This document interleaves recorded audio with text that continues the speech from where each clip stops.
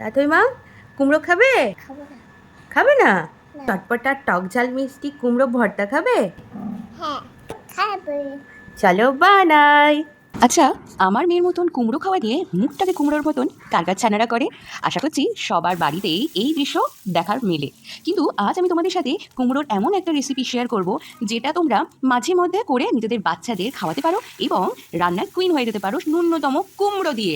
তো চলো ঝটপট রেসিপিটা স্টার্ট করা যাক। প্রথমেই কড়াইয়ে সর্ষের তেল নিয়ে নিয়েছি কিছুটা, এবং তাতে দিয়ে দেবো কালো জিরে, দুটো কাঁচা লঙ্কা এবং দিয়ে দেবো একটু বেশি পরিমাণে রসুন। সেটাকে ভালো করে ভেজে নেবো। এবার ভাজা হয়ে গেলে টুকরো টুকরো করে কেটে রাখা কুমড়ো দেবো আর নুন দেবো। তোমরা চাইলে কিন্তু একটু হলুদও দিতে পারো। মিষ্টি বা চিনি দেওয়ার কোনো প্রয়োজন নেই, কারণ কুমড়ো এমনি মিষ্টি হয়। একটু পাকা দেখে যদি কুমড়োটা নাও, মানে একদম কাঁচা কুমড়ো যদি না নাও। আর তাছাড়া লঙ্কার ব্যাপারটা বলি, আমার মেয়ে কিন্তু একটু ঝাল খেতে পছন্দ করে, আর তার বয়স 2 বছর। তাই তোমরা যদি 2 বছরের নিচের বাচ্চাকে খাওয়াও, তাহলে কিন্তু এই রসুনের কোয়ান্টিটি আর লঙ্কা একটু দেখে শুনে দিও। আচ্ছা, এরপর কুমড়োটা ভালো করে ভাজা হয়ে গেলে, খুব ভাজা না, মোটামুটি 70% টু 80% ভাজা হয়ে গেলে কড়াই থেকে তেল ছেঁকে নামিয়ে নেবো, যাতে পরবর্তী স্টেপের জন্য আমাদের আর তেল না দরকার পড়ে।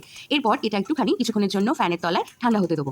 একেবারে ঠান্ডা হয়ে গেলে লঙ্কাগুলো বেছে ফেলে দেবো, আর বাদবাকি কুমড়ো এবং সব কিছুকে নিয়ে ব্লেন্ডারে ভালো করে ব্লেন্ড করে নেবো। সেটি হয়ে গেলে কড়াইতে যে রিমেনিং তেলটা ছিল, সেটাকে আবার একটু গরম করে তার মধ্যে এই পেস্টটা দিয়ে ভালো করে নাড়াচাড়া করবো। এতটাই ভালো করে নাড়াচাড়া করবো মিডিয়াম ফ্লেমে, যাতে যে জল যে ভাবটা সেটা পুরোপুরি যেন কেটে যায়।